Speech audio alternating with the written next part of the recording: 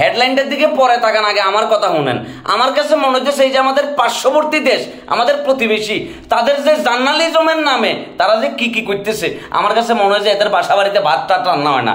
এদের বাসা বাড়িতে ম্যাক্সিমাম টাইমে রান্না হয় সবুজ পাতা, সকালে দুপুরে বিকালে রাতে 4 বেলা সবুজ পাতা খাই, টিভির সামনে যাই, যা মন চায় তা করে, আর ওইটার নাম দিছে তারা সাংবাদিকতা। বাবুরে, তোদের কি বাসা বাড়িতে টয়লেট নাই? টয়লেট না থাকার কারণে তারা ভাত খায়, তারা আর পায়খানা করে না, যার কারণে প্রতিনিয়ত গুগুলা তাদের মাথায় উঠে গেছে। আর এই গুগুলা আসি তারা টিভির সামনে বলি, তারা আমাদেরকে জানাইতেছে তারা নাকি বিশ্বের সেরা টিভি মিডিয়া। এবার নজর দেন যে তারা আসলে কি বলছে, কেমনি করে গুজব ছড়াইতেছে বাংলাদেশের নামে। চিন্তা করছেন দাদা বাবু, পয়সার ভিতরে একদম পরোটা গুঁজে দেবো, পরোটা, বুঝলে?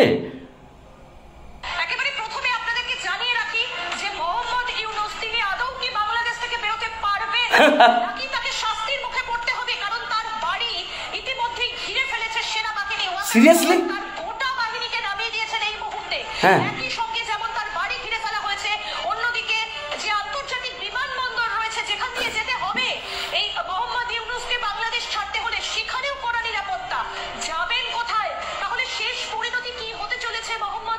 চিন্তা করছেন অবস্থা।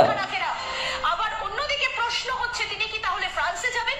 হ্যাঁ, ফ্রান্সের তরফ থেকেও কিন্তু প্রকাশ্যে বলে দেওয়া হয়েছে যে আমরা আবর্জনাকে আশ্রয় দেব না। চিন্তা করছেন অবস্থা, মানে কি পরিমাণ গুজব ছড়াইতেছে। অমানুষের বাচ্চারা, এগুলা নাকি আমাদের প্রতিবেশী, এগুলা নাকি সাংবাদিকতা। এই মানুষকে কোন দেশ আশ্রয় দেবে সেটা নিয়ে এখন একটা বড় প্রশ্ন উঠছে। হ্যাঁ, তোমার বাড়ি চলে যাবো, তোমার আম্মার লগে থাকবো। হ্যাঁ বেড়া, মুরব্বী মানুষ, ডায়াপার টায়াপার ভিন্ডে দিও কেন, সেবা যত্ন করিও। মানে চিন্তা করছেন অবস্থা, মানে একটা দেশের মিডিয়া কোন লেভেলের দেউলিয়া হইলে তারা এই ধরনের আবর্জনা নামক নিউজ তারা প্রকাশ করতেছে, এবং তারা বলতেছে তারা হওয়ার নাকি কি। বাবুরে, সারা জীবন তো মানুষের গোলামি ছাড়া, সাদাবাজি ছাড়া আর কোনো কিছু করো না। এখন শেষমেশ সাংবাদিকতার নামে যা করতেছো এগুলো সামসামি ছাড়া আর কোনো কিছু না। বাসা বাড়ির ভিতরে টয়লেট বানাও, নিয়মিত হাগো।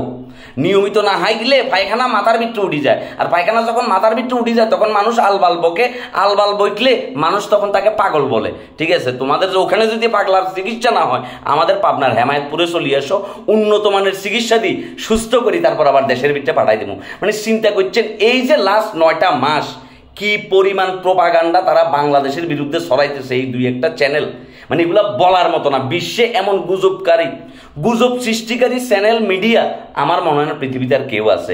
এক হচ্ছে ময়ূক, আর এক হচ্ছে এই যে ময়ূকের পালক বই এটা।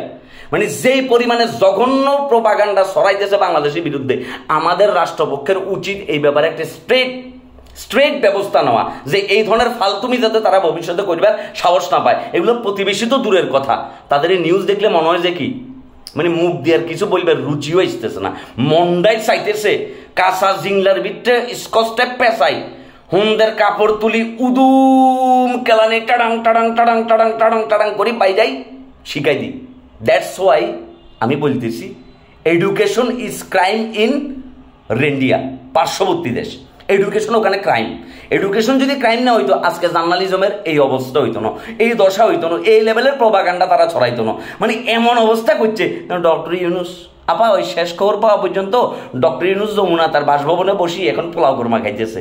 ঠিক আছে, আর তুমি আপাতত তোমার বাসায় ল্যাট্রিন বানানোর কাজে মনোযোগ দাও। শতানের বাচ্চারা, হিচে আমার তোদের সাংবাদিকতার কোয়ালে।